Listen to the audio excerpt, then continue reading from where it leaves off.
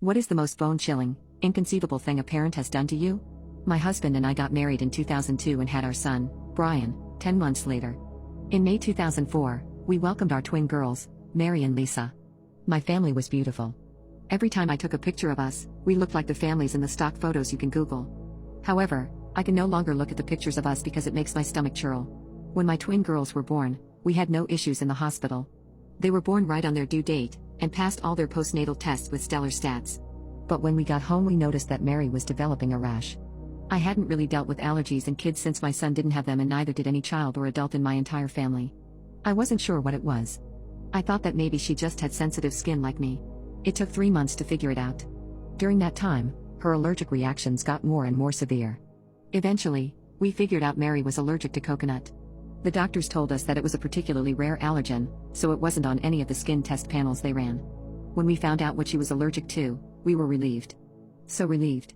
You see, when I was a kid, my mother would put coconut oil in my hair all the time. It looked greasy as hell. I hated it, and once I was old enough to start doing my own hair, I never put that stuff in my hair again. Imagine the irony when I found out I had a daughter with a severe allergy to the one thing I hated my entire life. We told my mother, and she laughed as well. She made jokes about how my baby must have heard me talking about my hatred for coconut oil while she was still cooking inside me and decided that she needed to hate it too. We all had a good laugh and left it at that. Or so I thought. My mother and I have always had a contentious relationship at best. We got along well enough, but we vehemently disagreed on certain topics. As far as raising my kids, my mother was hands-off and respected all of my decisions, even if she didn't like them sometimes. The only thing she continually got on my case about was the coconut oil thing. You see, my girls had very textured and curly hair. It was a little on the rough side, and my mother always insisted that a little bit of oil would make the curls soft and more defined. I always said no. I cannot understand how she did what happened next. I was giving a midterm that day to my students, and I had to be at my research lab late that night. My husband was away at some conference, and our nanny was down with the flu. So, I had my mom come take them for the day. My son was almost 3 years old, and the girls were a year and a half old. Overnight visits with my parents weren't exactly common, but they weren't unusual either. They had always come back from these visits very happy and well taken care of, so I had no second thoughts about leaving them with my parents. They spoke to me on the phone after their lunch, and then, around 5 p.m., we video chatted. The kids were also happy and healthy. I got home around 10:30 p.m. that night and called my mom to see if the kids were up by any chance so I could say good night. I missed the kids by about 20 minutes. They'd already gone to bed. So, I talked to my mom for a little bit, but she's a pretty early sleeper too, so we hung up and went to bed. I woke up around 5 a.m. the next morning to go pick up my husband from the airport at 6. I picked up my husband, and neither one of us was very hungry yet, so we thought it'd be a nice treat to pick up the kids first and go to brunch with my parents. We got to my parents' house at 7:45 a.m. My parents weren't there.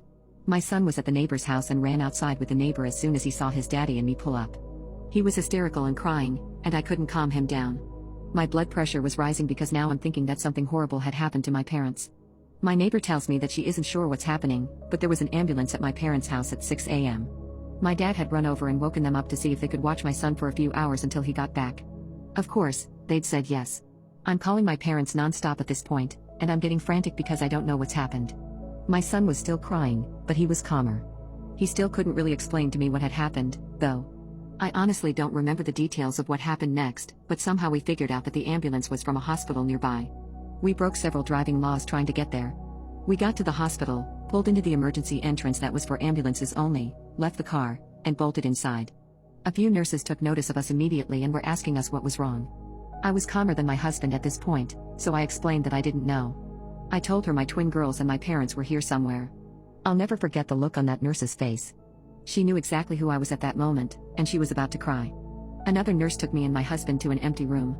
They asked us to calm down and listen to the doctor before we went to find my family. My mother had put coconut oil in both my daughter's hair when they were playing the previous day before bed. The girls loved it when my mom did their hair, so they had asked for braids, and my mom accepted. She put coconut oil in both their hair because it would make for smoother braids. According to my son, Mary started to get a little dizzy and itchy when my mom was doing her hair. So my mom gave her some kids' Benadryl, which made her sleepy. Since it was close to bedtime anyways, the kids then went to bed. Giving her Benadryl was something we did whenever she had a mild reaction, since it usually meant she accidentally came across some coconut from a secondary source. We also showered her from head to toe immediately to erase any lingering traces of it. My mother simply gave her some Benadryl, kept the coconut oil in her hair and put her to sleep. The Benadryl made her sleepy and unable to wake up or be conscious enough to wake up her brother or cry. She vomited in her sleep, and the rash spread all over. Her little body was swollen to twice the size. She had asphyxiated in her sleep. She died painfully and slowly in the early hours of the morning. My mother had found her when she went to check on the kids in the morning around 7 a.m.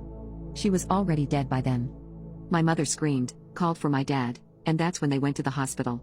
My dad hadn't known about the coconut oil until my mom explained. To this day, I've never seen my father so angry.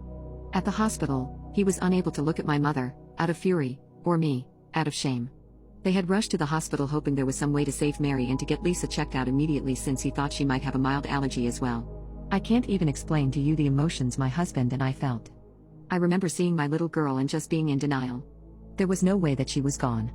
This had to be a horrible, horrible nightmare. The following days, the funeral, and explaining to my other kids what had happened are events I still can't talk about.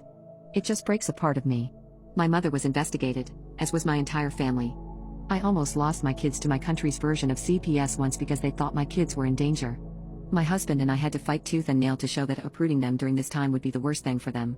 My mother was never arrested. My father did leave her, though they're not officially divorced. It's been 13 years. Brian just got his license this year, and Lisa is going to start high school soon. Both of them are healthy and turning into amazing adults. I don't think I could ever recover from the loss of my daughter. We miss her so much.